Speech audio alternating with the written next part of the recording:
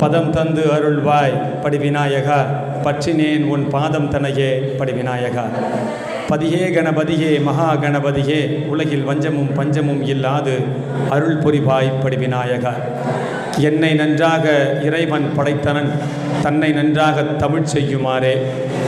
எல்லாம் வல்ல முருகப்பெருமானின் அருளாலே, எல்லாம் வல்ல ஈசனின் அருளாலே, அகிலாண்ட கோடி பிரம்மாண்ட நாயகி அறம்பலர்த்த நாயகி சமேத மாரீஸ்வரர் திருத்தலத்திலே சனிவார பிரதோஷ காலத்திலே ஈசனின் அருளை பெற வந்திருக்கும் பக்தர்கள் அனைவருக்கும் அடியேன் பீமநாதனின் அன்பு வணக்கங்கள். நாம் இதுவரை 32 பிரதோஷ சிந்தனைகள் செய்திருக்கிறோம். 33வது பிரதோஷ சிந்தனையாக நாம் இன்று 2 in 1 அப்படின்னு சொல்கிற மாதிரி இன்றைய சிந்தனையில் 2 நாயன்மார்கள் இருக்கிறார்கள். ஒருவர் கழற்சிங்க நாயனார், இன்னொருவர் செருத்துணை நாயனார். ஏன்னா பெரிய புராணத்தில் இதை எழுதும் பொழுது செக்கிழார் நாயனார் தனித்தனி புராணமாக தான் எழுதியிருக்கார். ஆனால் இந்த கதை பாருங்க, ஒரே புராணத்தில் 2 ஹீரோ, ட்வின் 2 ஹீரோ. அதனால் நாம் சேர்ந்து இன்று சிந்திக்க இருக்கின்றோம். முதல்ல செருத்துணை நாயனார் அப்படின்னு பாருங்க, அவர் ஒரு வேளாளர் மரபிலே பிறந்தவர். என்ன விவசாயம் பண்ணுவார். விவசாயம் நன்னா பண்ணிவிட்டு அதில் வரக்கூடிய காசை வைத்து என்ன கடன் வாங்கி கிரெடிட் கார்டில் போய் என்ன சாப்பிட்டுட்டு என்ன ஹோம் லோன் வாங்கிட்டு கஷ்டப்பட்டுட்டு இங்கே வந்து இறைவா நிறையா ஹோம் லோன் வச்சுருக்கேன், கஷ்டம் அதை குறைச்சி கொடு, அப்புறம் ஒரு பிளாட் ஒன்று பார்த்துருக்கேன் சீக்கிரமாக வாங்கிடணும், அப்படியெல்லாம் சிந்தனை கிடையாது. நாம் வாழ்வதற்காக கொஞ்சம் பணத்தை ஈட்டுகின்றோம். அந்த பணத்திலே நாம் எந்த அளவுக்கு கைங்கரியம் செய்ய முடியுமோ அந்த அளவுக்கு கைங்கரியம் செய்யக்கூடிய ஆட்கள்.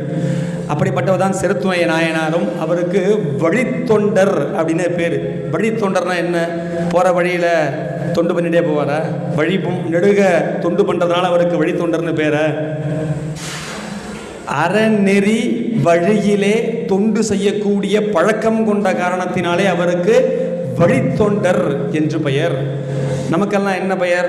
டிராஃபிக் ரூல்ஸை எல்லாம் எப்பொழுதும் பின்பற்றாமல் இருப்பவர்கள் என்று பெயர். நம்மளும் வழிபுற என்ன பண்ணுறோம்? முடிந்தவரை நம்மளால் எந்த அளவுக்கு ஆப்போசிட்டில் தப்பாக போக முடியுமோ அந்த அளவுக்கு நம் குழந்தைகளுக்கு எழுத்தாப்புல அவ்வளோ அழகாக வாழ்ந்து கொண்டு இருக்கிறோம் இல்லையா? ஸ்கூலில் போய் அவசரமாக விடணும், அப்படியே ஆப்போசிட்டில் மணி ஆயிடுத்து, எனக்கு மணி ஆயிடுத்து சுவாமி, ஆபத்துக்கு பாவம் இல்லை. தனி மனிதனுடைய ஆபத்து என்பது பாவம் இல்லை. யாருக்கு என்னன்னா எனக்கு கவலை இல்லை. அப்படிதான் நடந்துட்டு இருக்கோம் நம்ம. வழித்துணை அறநெறி வழியிலிருந்து வழுவாமல் தொண்டு செய்த காரணத்தினாலே அவருக்கு என்ன பெயர்? வழித்தொண்டர் அப்படின்னு பெயர். இன்னொருத்தர் சொன்னார் இல்லையா, கழற்சிங்கர். அவர் என்னவா, அவர் இறைவனின் அருள் அவருக்கு பரிபூர்ணமாக கிடைத்த காரணத்தினாலே சிங்கம் மாதிரி அவர் அப்படி சினிமாவில் அப்படி கதாநாயகன் வரும்பொழுது பக்கத்தில் கர்ஜிக்கும் சிங்கம் 1, 2, 3 அதெல்லாம் பார்த்துருக்கோம் இல்லையா? அது எப்பயே வச்சிருக்கா பாருங்க. எப்போ 1500 ஆண்டுகளுக்கு முன்பாகவே கடல் அணிந்த சிங்கம். காலில் என்ன போட்டிருப்பார்? வீரக்கழல். சிவபெருமான் போட்டிருப்பார் பாருங்க கழல். அது அருள் பொருந்திய கழல். இவர் போட்டிருப்பது வீரம் பொருந்திய கடல். அதனாலே அவருக்கு கழற்சிங்க நாயனார் என்று பெயர். ரொம்ப பெயர் காரணம் ரொம்ப உள்ளே போக வேண்டாம், நம்ம புராணத்துக்குள்ளே போயிடலாம். சீக்கிரமாக முடிச்சுட்டு பிரசாதம் காத்திருக்கிறது. அப்பப்போ சொல்லிகிட்டே உங்களெல்லாம் அழைச்சிட்டே வரணும், அப்போ தான் சரியாக இருக்கும். அப்போது திருவாரூரிலே இந்த புராணமாகப்பட்டது நிகழ்கிறது.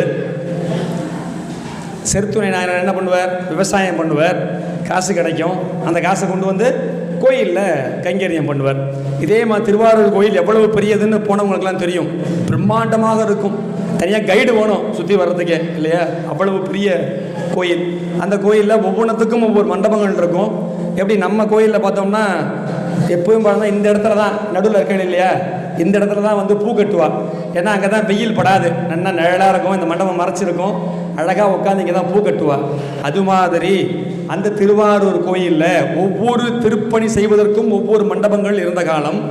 அப்போது இந்த பூ திருப்பணி என்னது, பூ கட்டுறதே வேலையாக இருப்பா இல்லையா? அது செய்யக்கூடிய இடம் அது. நம்ம செருத்துணை நாயனார் நல்லா காத்தால பூரா உழைச்சிட்டு சாயந்தரம் என்ன பண்ணிடுவார்? கோயிலுக்கு வந்துடுவார். என்னென்ன வேலை செய்ய முடியுமோ அதையெல்லாம் அழகாக சிறப்பாக செய்யக்கூடிய பண்பு கொண்டவர் நம் செருத்துணை நாயனார். வரார் அவர் பூவெலாம் நிறையா கட்டுற வேலை இருக்குது, பூ கட்டின்னு இருக்கார். நீங்கள் அப்படியே என் கூடயே நீங்கள் அப்படியே நினச்சி பார்த்துக்கணும். இந்த இடத்துல ஒரு நாயனார் உட்காந்து ஒரு சிவபக்தர் என்ன பண்ணுறார், பூ கட்டுற உதவியை செய்து கொண்டிருக்கிறார்.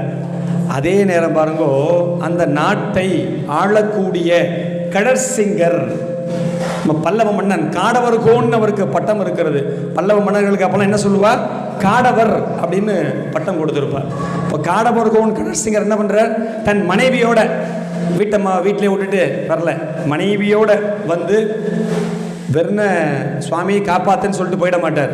கோயில் எப்படி இருக்கு, கோயில் வந்து ஆகம விதிப்படி அனைத்து பூஜைகளும் நடக்கிறதா, நம்ம கொஞ்சம் ஃபண்டு ஒதுக்குறவன் அந்த ஒதுக்குற ஃபண்டெல்லாம் சரி வர நடக்கிறதா, இல்லை யாராவது லவுட்டி போடுறாரா இடுக்கல அப்படின்னு ஆடிட் அப்படின்பா இல்லையா, அது மாதிரி ஆங்கிலத்தில் ஆடிட்னு சொல்லிருக்கு இல்லையா, அவர் அங்கே வந்து இறைவனை மாத்திரம் தொழுது விட்டு போக மாட்டார், எல்லா வேலையும் சரியாக நடக்கிறதா அப்படின்னு ஓரக்கண்ணால் பார்த்துட்டே வருவார். இந்த இன்விஜிலேட்டர்லாம் பையன் விட்டடிக்கிறானான்னு பார்ப்பான் இல்லையா, அது மாதிரி அப்படி பார்த்துட்டு உள்ளே அவர் பண்ணிட்டு இருக்கார். ஏன்னா கோயில் ரொம்ப பெருசு, ரொம்ப பெருசு, நீங்கள் சுற்றி வர்றதுக்கு 2 மணி நேரம் ஆகும், அவ்வளோ பெரிய கோயில், திருவாரூர் கோயில். இப்போ அந்த கூட வந்திருக்கா இல்லையா, யார், அந்த மகாராணியை கூட வந்திருக்கா இல்லையா, அந்த அம்மாவை என்ன பண்ணுவா, கோயிலை சுற்றி பார்ப்பா. அப்போது அந்த பூக்கட்டுற மண்டபம் இருக்கு இல்லையா, அது வழியாக நடந்து வர நம்மளும் என்ன பண்ணுவோம், கோயிலை சுற்றி வலம் வருவோம் இல்லையா, வரும்பொழுது இங்கே ஏதோ ஒன்று கீழே கிடக்குன்னு வைங்களேன், நமக்கு என்ன கீழே கிடந்தா நமக்கு என்ன, நடக்காட்டி நமக்கு என்ன, இறைவா என்னை காப்பாற்றுப்பா காப்பாற்றுப்பா, நான் பல பிரச்சனையில் மாட்டின்னு இருக்கேன்ப்பா என்னை காப்பாற்றுப்பான்னு சொல்லுதான் நமக்கு நேரம் சரியாக இருக்குது. நான் மனிதனாக பிறந்தேனே, எனக்கு நல்ல கண்ணும் மூக்கும் வாயும் கைகால்கள் கொடுத்துருக்கியே, நன்றி இறைவா. கிடையாது, எனக்கு அது இல்லை, எனக்கு இது இல்லை, 4வது வீட்டில் ப்ரமோஷன் வாங்கி விட்டார், 8வது வீட்டில் நல்லா பெரிய காராக வாங்கி விட்டார், நானும் நன்னா தான் உழைக்கிறேன் எல்லாம் பண்ணுறேன், எனக்கு மட்டும் ஒன்றுத்தையும் கொடுக்க மாட்டேங்கிறியே. நமக்கெல்லாம் வாழை நறுக்கி மனுஷனா அனுப்பிச்சிருக்கார். அனைத்தும் கிடைக்க பெற்றால் தான் மனிதர்களாக இங்கே வருவோம். நமக்கு தான் நிறைவே இல்லையே. பாவம், ஒரே ஒரு இறைவன் செய்த ஒரே ஒரு தவறு என்ன தெரியுமா, நம்மளை அனுப்பும் போது அளவுக்கு மட்டும் மனசுக்கு மட்டும் அளவில்லாமல் அனுப்பிச்சுட்டார். மனுஷனாச்சே கொஞ்சம் அளவோட ஆசைப்படுவான்னு அங்கே மட்டும் விட்டுவிட்டார். ஐஃபோன் 16 வந்ததுன்னு வைங்கோ, உடனே 17 மேலே ஆசை, ஆண்ட்ராய்டு ஃபோன் வாங்கினா ஐஃபோன் மேலே ஆசை. ஆனால் ஐஃபோனை வச்சுட்டோம் ஆண்ட்ராய்டை வச்சுட்டோம், கடைசியாக என்ன பண்ண போகிறோம், யூடியூப்பில் ஷார்ட்ஸும் இன்ஸ்டாகிராம் ரீல்ஸும் பார்க்க போகிறோம். அவசரத்துக்கு ஃபோன் பண்ணால் கூட எடுக்க போகிறதில்ல, டக்குன்னு கட் பண்ணிவிட்டு நான் ஃபோன் பார்த்துட்டு இருக்கேன், யார் கூப்பிட்டுட்டே இருக்கா என்ன. ஃபோன் என்பது நம் நேரத்தை மிச்சம் செய்வதற்காக கண்டுபிடிக்கப்பட்டது. என்ன பண்ணிட்டு இருக்கோம் நம்மெல்லாம், அதை வைத்துக்கொண்டு எப்படி நேரத்தை கொல்லுவது, அப்படி நேரத்தை கடத்துவதல்ல கொல்லுவது, அப்படிதான் நடந்துட்டு இருக்கோம் நம்மெல்லாம். அப்படிலாம் இல்லாமல் அங்க அந்த ராணி நடந்து வரும் பொழுது கீழே ஒரு பூ கடந்திருக்கு. என்னது, ஒரு பூ. அது புது பூன்னு சொல்லுவா. ஏன்னா இறைவனுக்கு இன்னும் சூட்டப்படலை, அங்கே உட்காந்தெல்லாம் கட்டின்னு இருக்கா, இன்னும் சூட்டப்படலை. காற்றுல அந்த கூடையிலேருந்து அப்படி கலந்து கீழே விழுந்துருக்கும் இல்லையா. அந்த அம்மா வரா, அந்த அம்மா என்ன பண்ணியிருக்கலாம், இறைவனுடைய பூ நமக்கு சொந்தமா, அங்கே திருமுடி மேலே நம்ம கொண்டு போய் சூட்டுற வரைக்கும் பூ நமக்கா சொந்தம். பூ எதுக்காக பூக்கிறது, அங்கே இறைவன் திருவடிகளிலும் திருமுடியிலும் வச்சதுக்கு பின்பாக அதை நம்ம ஆசீர்வாதமாக நம்ம என்ன பண்ணலாம், தள்ள எடுத்து வச்சுக்கொள்ளலாம். இல்லை வீட்டில் பூக்குதுன்னு வைங்க, நீங்கள் பாதியை எடுத்து சுவாமிக்கு போடுங்க, மீதி என்ன பண்ணலாம், தொடுத்து தள்ள வச்சுக்கலாம். ஆனால் எப்பொழுது கோயிலுக்கு உள்ளே வந்ததோ அதன் நோக்கம் என்ன, இறைவனுக்கு சேர வேண்டிய ஒரு பொருள். அதை நம்மளது நம்ம யோசிக்கலாமோ, யோசிக்கக்கூடாது.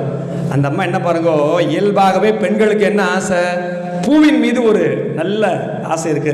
இன்னும் பூ வச்சுக்கிற பழக்கம்லாம் இருக்கு, பரவாயில்ல. அப்போ அந்த அம்மாவுக்கு பூ மீது ரொம்ப ஆசை. என்ன பண்றா, கீழே கிடக்கிற பூவை எடுத்து மோந்து பார்த்துடுறா. மோந்து பார்க்கலாமோ, நம்ம இப்போ நெய்வேத்தியம் பண்ணியிருக்கா சுவாமிக்கு, ஒரு பிரசாதம் பண்ணியிருக்கா, நெய்வேத்தியம் பண்ணாமலே வாயில போட்டு பார்க்கலாமா, தப்பு இல்லையா. இப்போ ஹோட்டலில் சமைச்சுன்னு இருக்க, அவர் வேணா டேஸ்ட் பார்த்துட்டு நம்ம கொடுக்கலாம், உப்பு சரியா இருக்கா. ஏன், நம்மெல்லாம் ஒன்றும் கடவுள் கிடையாது. ஆனால் அங்கே இறைவனிடத்தில் போகும்பொழுது நம்ம சிவகாமி ஆண்டான்னு ஒருத்தரை பார்த்தோம். பூ பறிக்கும் பொழுது அந்த மூச்சு காத்து கூட படக்கூடாதுன்னு துணியை கட்டிண்டு எங்க எரிபத்த நாயனாருடைய புராணத்தில் நம்ம பார்த்தோம். கொரோனாலாம் வர்றதுக்கு முன்னாடியே எப்பொழுதுமே வாயை கட்டிக்கொண்டு, வாயை இப்படி கட்டிண்டு பூவை பறித்தார் என்று பார்த்திருக்கிறோம். ஏன், மூச்சு காத்து படக்கூடாது இறைவனுக்கு போகக்கூடியது நிர்மால்யமா ஆயிடக்கூடாதுன்னு பண்ண நாயன்மார்களுடைய புராணங்கள்லாம் பார்த்துருக்கோம். அப்ப இந்த அம்மா என்ன பண்ணிட்டா, எடுத்து மோந்து பார்த்துட்டா. பக்கத்துல யார் இருந்தா, செருத்துணையார் இருந்தார். அவர் எப்படிப்பட்ட வழி வந்தவர், பேரே என்ன, வழித்தொண்டர். அறநெறிப்படி ஆகம விதிப்படி இறைவனுக்கு சேர வேண்டிய ஒரு பொருளை இன்னொருவர் அனுபவிக்கலாமா? தப்பு. ஆமாண்ணா இல்லையா? தப்பு.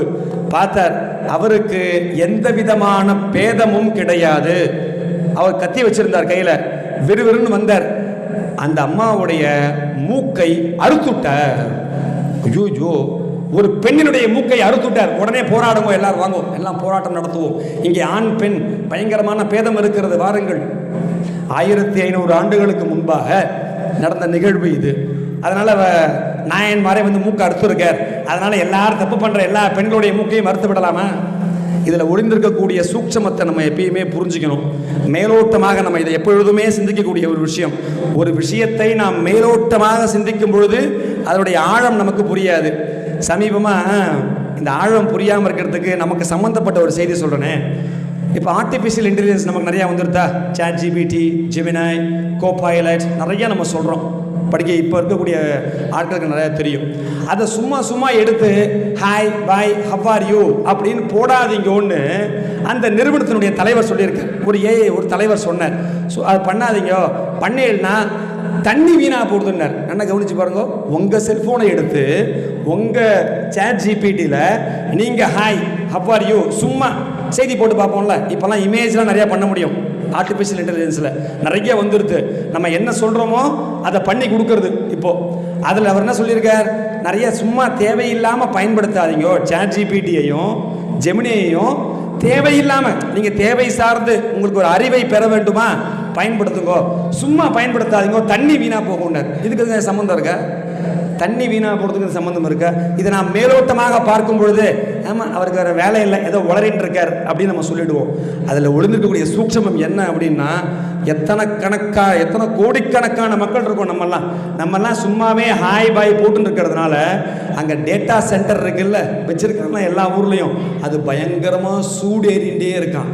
அந்த சூட்டை தணிப்பதற்காக நம்ம செல்ஃபோனில் ஒரு ஹாய் போடுறோமே, அதனுடைய மதிப்பு என்ன தெரியுமா? 1/2 லிட்டர் தண்ணி. 1/2 லிட்டர் தண்ணி சும்மா ஹாய் போடுறதுனால வீணாக போடுது. நாம் அதன் சூட்சமங்களை எல்லாம் உணர்ந்து கொள்கிறோமா? இல்லை. மேலோட்டமாக சொன்னாக்க நமக்கு தெரியாது. அதை ஆராயும் பொழுது எப்பொருள் யார் வாய் கேட்பினும் அப்பொருள் மெய்ப்பொருள் காண்பது அறிவு. திருவள்ளுவர் சொல்லியிருக்கார். எப்பொருள் எத்தன்மையதாயினும், 2 குறள் இருக்கு அதுலேயே. எப்பொருள் யார் வாய் கேட்பினும், இன்னொன்று எப்பொருள் எத்தன்மையதாயினும், அது புரிஞ்சுக்கணும்னு சொல்லியிருக்காரு இல்லையா? அது மாதிரி இங்கே சும்மா ஹாய் போட்டால் தண்ணி வீணா போகுன்றதை நேரடியாக புரிஞ்சுக்கலாம நம்ம விட்டுறக்கூடாது. அதுபோல இங்கே மூக்கை வெட்டிவிட்டார், தப்பு இல்லையா? அட்ராசியஸ் அப்படின்பா ஆங்கிலத்தில் ஒரு சொல். மிகவும் தவறான செயல் இல்லையா? இன்னொன்று யோசிச்சு பார்க்கணும். ராணி கிட்ட போனாலே தலையை வெட்டிடுவார். ராணி கிட்டேயே நம்ம போக முடியாது. அதுவும் கடற் சிங்கர்னு சொல்கிறோம், வீரம் பொருந்திய மன்னமணியின் மனைவி. அவளை போய் மூக்கை தொடரதே தப்பு. மூக்கை என்ன பண்ணியிருக்க? வெட்டின ஒன்று ரத்தம் கொடன்னு கொட்டுறது பயங்கரமாக. அந்த அம்மாவுக்கு வலி தாங்கலை. தான் செய்த தவறை உணர்கிறார்கள். ஐயோ, இப்படிப்பட்ட தவறை செய்து விட்டேனே, நான் சுவாமியோட பூவை எடுத்து மோந்து பார்த்துருக்கலாமா? ஆணவம், கண்மம், மாயை என்று சொல்லிருக்கக்கூடிய 3ம் கலந்த செய்தி இல்லையா? அதுன்னு ரொம்ப மனம் வருத்தப்பட்டு புலம்புறா. அவ்வளோ பெரிய முடி வச்சிருக்கா இல்லையா? அந்த பெரிய புராணத்தில் எழுதியிருக்கார், எப்படி சோகமாக ஒரு மயில் நடந்து போகுமோ தோகையை விரித்து கீழே பட்டுண்டு, அது மாதிரி அந்த அம்மா மனம் வருந்தி கீழே உட்கார்ந்து அழுது எப்படி இருந்தா பார்ப்பதற்கு சோகமான மயில் போல் இருந்ததுன்னு எழுதியிருக்கார். இதை புலம்புறா இல்லையா? இது ராஜாவுடைய காதில் விழுந்துருது. நமக்குமே விழுமே. வீட்டம்மா தெரு முனைக்கு வரும்போதே நம்மளை திட்டான்னு வைங்க, நம்ம கேட்டுருவீங்க. அவா வீட்டுக்காரரு கேட்டுரும். அது மாதிரி நம்ம வீட்டுக்காரம்மா சத்தமாக இருக்கே, யார் எதுக்கு கத்துறா என்னன்னு தெரியலையே, கிட்டுன்னு வந்தார். பார்த்தா தான் வீட்டுக்காரம்மாவுக்கு மூக்கு இல்லை. இதே நம்ம ஆட்களாக இருக்கட்டுமே, யாருப்பா வெட்டது, வா நம்ம சக்கரை பொங்கல் தர வாங்கிட்டு வரவா. என்னால் பண்ண முடியல, இத்தனை வருஷமா என் பொண்டாட்டியோட மூக்கை அறுக்கிறேன்னு சொல்லக்கூட முடியல.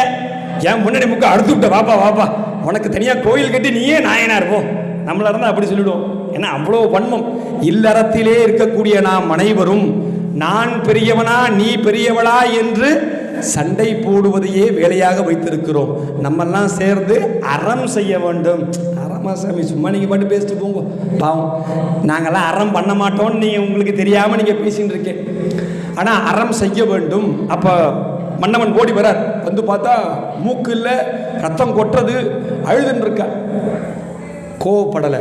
என்ன ஆச்சுன்னு விசாரிக்கிறார். எப்பயுமே என்ன பண்ணணும், உடனே டமால்னு எடுத்தாங்க கௌதம்னு ஒரு முடிவை எடுக்கக்கூடாது. ராஜா இல்லையா, என்னப்பா ஆச்சு எதுக்காகனா எல்லாரும் சொல்றா. இதே மாதிரி ஒரு பூ கடந்தது, எடுத்து மோந்து பார்த்தா இங்க இருக்கக்கூடிய செருத்துணையார், இவர் ஒரு சிவனடியார், மூக்கை அறுத்து விட்டார். வந்தது கோபம் ராஜாவுக்கு. இந்த மாதிரியான செயலை செய்யலாமா? கோயிலில் போய் தப்பு இல்லையா? நம்ம பார்த்துருக்கோம். ஒன்றுமே என்ன பார்த்துருக்கோம்? அனாசரம், ஆச்சாரம் அனாசரம். கணம்புர நாயனார் கழுத்தை அறுத்து தண்ணி இதை ரத்தத்தை கீழே விட்டார், நம்ம பார்த்துருக்கோம். இன்னும் கண்ணப்ப நாயனார் செருப்பு காலால் சுவாமி லிங்கத்துக்கு மேலேயே காலை வச்சார், பார்த்துருக்கோம். நிறைய இதுமாதிரி நிறைய அனாசரங்கள் நாம் பார்த்துருக்கிறோம். அதுபோல் இப்படி செய்யலாமா அப்படி செய்யலாமா, ரொம்ப தப்பு இல்லையா அப்படின்னு ராஜா ரொம்ப கோவப்பட்டு பேசுகிறார். நம்ம செருத்துணையார் இருக்கார் இல்லையா, அவருக்கு பயங்கர ஆச்சரியம்.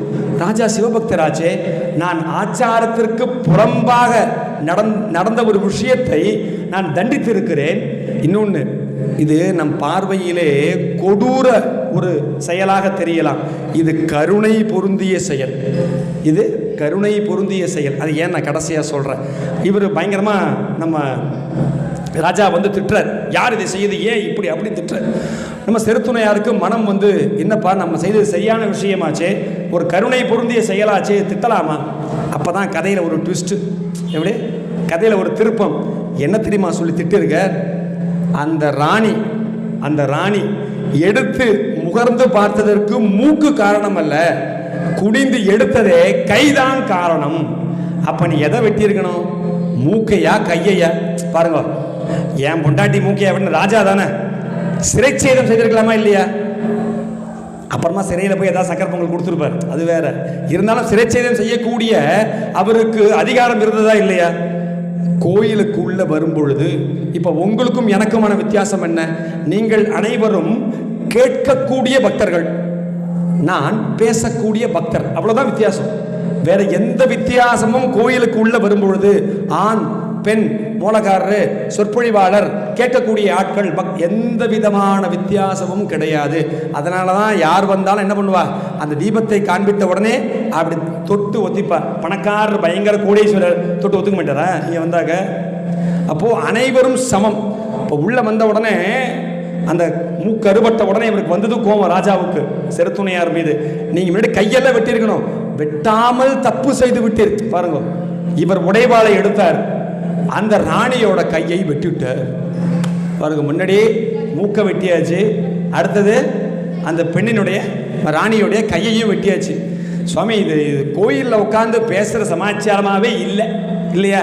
ஒரு பெண்ணினுடைய மூக்கை வெட்டுவது, கையை வெட்டுவதெல்லாம் குழந்தைகளை வச்சுண்டு பேசக்கூடிய விஷயமா இது? நமக்கு தோணும் இல்லையா? தப்பு ஒன்று. அப்போ அந்த அம்மா உடனே இடபரூபராய், எந்த வினாடி அந்த அம்மா வந்து தன் தவறை உணர்ந்தாலோ, எந்த வினாடி இந்த செருத்துணை நாயனாரும் நம் கடற்சிங்க நாயனாரும் நான் தாம் செய்தது ஆச்சாரப்படி சரி. அங்க உள்ள வந்து பெண் கிடையாது, இப்பதான் சொன்ன பெண், ஆண் பெண் என்ற பேதம் கிடையாது. உள்ளே இருப்பது பக்தர்கள். அந்த பக்தர்கள் ஆச்சாரம் தவறி, நீங்க வெளியில என்ன வேணா வச்சுக்கலாம் இல்லையா? உள்ள எந்தெந்த ஊர்ல எப்படி இருக்குமோ அதன் வழிப்படி நாம் நடந்து கொள்ள வேண்டும். அதிலேருந்து அந்த பெடரும் பொழுது தண்டனைக்கு உட்பட்டால் அதை நாம் முழு மனதோடு ஏற்றுக்கொள்ள வேண்டும். ஒருவேளை அந்த ராணி அந்த இடத்துல மனம் வருந்திருந்தான்னு வைங்க, உண்மையான பக்தி இல்லாம மனம் வருந்திருந்தான்னு வைங்க, இந்த ரெண்டு பேருக்கும் மோட்சம் கிடைச்சிருக்குமா?